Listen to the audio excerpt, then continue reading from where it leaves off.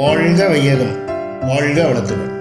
My dear brothers and sisters, ஆசி பாட்காஸ்டை கேட்டுக்கொண்டிருக்கும் சகோதர சகோதரிகளுக்கு வாழ்த்துக்களையும் வணக்கங்களையும் தெரிவித்துக் கொள்கின்றேன்.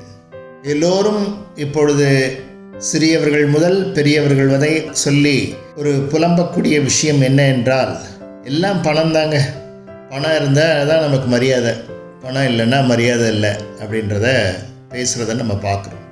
இதில் நம்ம நினைவிற்கொள்ள வேண்டிய விஷயம் என்ன என்று சைக்காலஜி ஆஃப் மனி என்ற ஒரு நூலை ஆய்வு செய்து எழுதியுள்ள மார்கன் ஹாசல் நிறைய விஷயங்களை சொல்லியிருக்காரு. சமீபத்தில் அந்த நூல் ஃபேமஸ் ஆனது காரணம் அரவிந்த் சாமி நடிகர் அதை பற்றி பேசி அது ரொம்ப பிரபலியமாக அந்த நூல் திரும்ப பேசப்படுகிறது.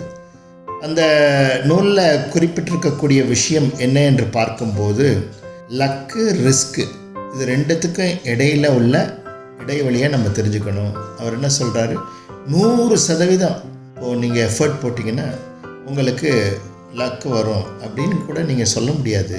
நீங்கள் எஃபர்ட் போட்டு அது ரிஸ்க்காக மாறுறதுக்கு வாய்ப்பு இருக்குது. அதனால் இந்த வெற்றி, பொருளாதார வெற்றி என்பது நீங்கள் பார்க்கும்போது அது பலவிதமான பன்முகத்தன்மைகளை உடையது. இவர் கடுமையாக உழைச்சார், அதனால் இவர் வெற்றி அடைஞ்சிட்டாரு அப்படின்லாம் நம்ம சொல்ல முடியாது. நீங்கள் கடுமையான முறையில் உழைக்கும்போது நினைவிற்கொள்ள வேண்டிய விஷயங்கள், உறவுகளை இழந்துவிடக்கூடாது, ஆரோக்கியத்தை இழந்துவிடக்கூடாது, உங்களுடைய சுதந்திரம் பறிபோய்விடக்கூடாது. பொருளை ஈட்டுகிறேன் என்று அவர் சொல்லக்கூடிய விஷயம் என்ன என்று பார்க்கும்போது, இந்த காம்பவுண்ட் இன்ட்ரெஸ்ட் பற்றி சொல்கிறார். அவர் என்ன என்று பார்த்தா, எல்லாருமே கரெக்டாக இப்போ சாஃப்ட்வேரில் 50,000 60,000 சம்பாதிக்கிறவங்க கூட அவங்க ஒரு 20 ஆண்டில் கோடீஸ்வரராக ஆயிடலாம் அப்படிங்கிறத ஒரு மெத்தடை சொல்லி கொடுக்குறாரு. அதனால தான் அந்த புக்கு ரொம்ப ஃபேமஸ் ஆச்சு. எல்லாருமே கோடீஸ்வரராக ஆக முடியும் என்பது தான் அந்த இதில் ஒரு முக்கியமான இது என்ன என்று பார்க்கும்போது, ஒரு குறிப்பிட்ட தொகை நம்ம வங்கியில் செலுத்தி அதை இன்ட்ரெஸ்ட், காம்பவுண்ட் இன்ட்ரெஸ்ட் வர்றதுக்கு ஏற்பாடு பண்ணி அதை எப்படி டெவலப் பண்ணுறது அப்படின்றத 20-22 வயசில் சம்பாதிக்கக்கூடியவர்கள் அவங்க 40 வயசில் ஒரு 19-20 கோடிக்கு அதிபதி ஆகலாம் அப்படின்றத சொல்கிறார்.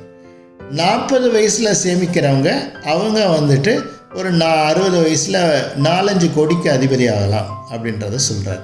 நீங்கள் கோடீஸ்வரர் ஆகிறதுன்றது பெரிய விஷயம் இல்லை.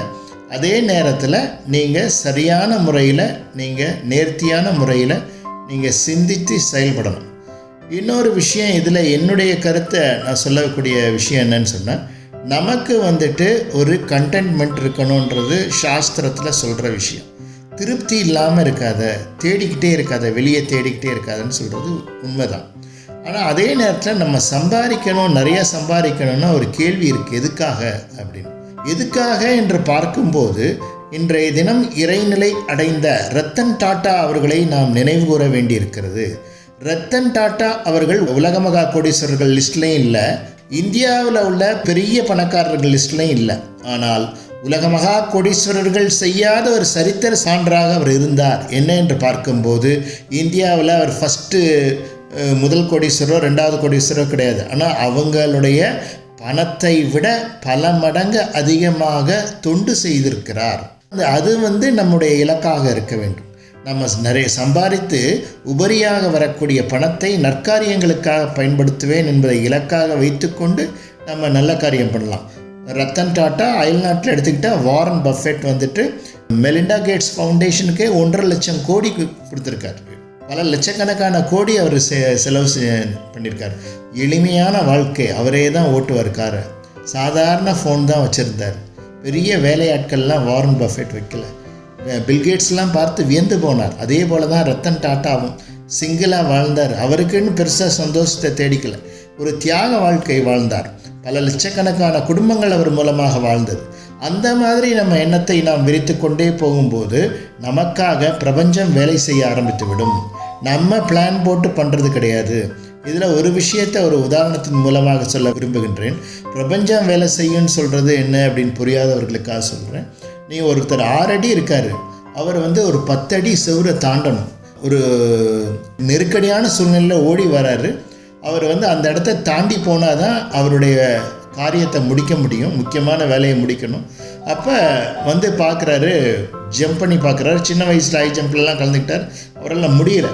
அப்போ 9 அடி தான் தாண்ட முடியுது. 10வது அடி நிறைய தடவை கீழே விழுந்துடுறாரு. அவர் நம்ம ஈஸியாக தாண்டிடலான்னு ட்ரை பண்ணுறாரு, விழுகிறாரு. அப்போ விழுந்துக்கிட்டே இருக்கும்போது ஒரு ஞாபகம் வருது.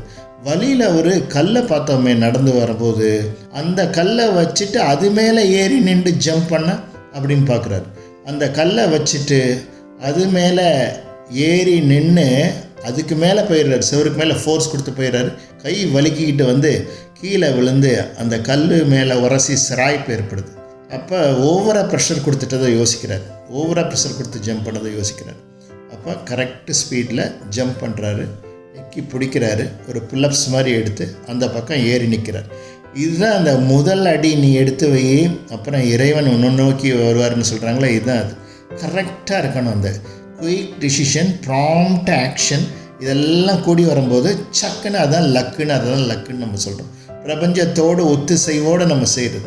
அப்படி ஏறி நிற்கும்போது இந்த ஃபஸ்ட்டு அடி எடுத்து வைக்கிறது தான் நம்ம கரெக்டாக எடுத்து வச்சிட்டோன்னா, அடுத்து பார்த்தோன்னா 4 அடி 3 அடி தான் இருக்கும். எல்லாமே ஈஸியாக காலை தூக்கி வச்சு அந்த மனிதன் போயிடுறான். அதுக்கப்புறம் எக்ஸ்கலேட்டர் இருக்கும், லிஃப்ட் இருக்கும், எஃபர்ட்லெஸ்ஸாக எல்லாம் நடக்கும். அதை வந்து நம்ம அனுபவிக்கிறதுக்கு, பிரபஞ்சத்துடைய ஆசிகளை பெறுவதற்கு நாம் என்ன பண்ணணும் அப்படின்னு பார்க்கும்போது, வேலைகளுக்கு இடையிலே, அலுவல்களுக்கு இடையிலே நாம் அமர்ந்து தன்னாய்வு, சுய ஆய்வு மேற்கொள்ள வேண்டும். நம்முடைய பலகீனங்கள் என்னென்ன, சக்தியை எவ்வாறு விரயமாக்கி கொண்டிருக்கின்றோம், பலத்தை எப்படி அதிகப்படுத்துவது என்று சுயசோதனை செய்து நம்மை ஆய்வு செய்து முழு முயற்சியிலே ஈடுபடுகின்ற போது பிரபஞ்சத்துடைய ஒத்துசைவு ஏற்படும். நம்முடைய ஸ்கில்லை நம்ம டெவலப் பண்ணிக்கிட்டே வரோம். அப்போ முயற்சியும் பண்ணிக்கிட்டே வரோம், பிளானை எக்ஸிக்யூட் பண்ணிக்கிட்டே வரோம். அப்போ பிரபஞ்சத்துக்கும் நமக்கும் ஒரு கனெக்ஷன் கிடைக்கும்.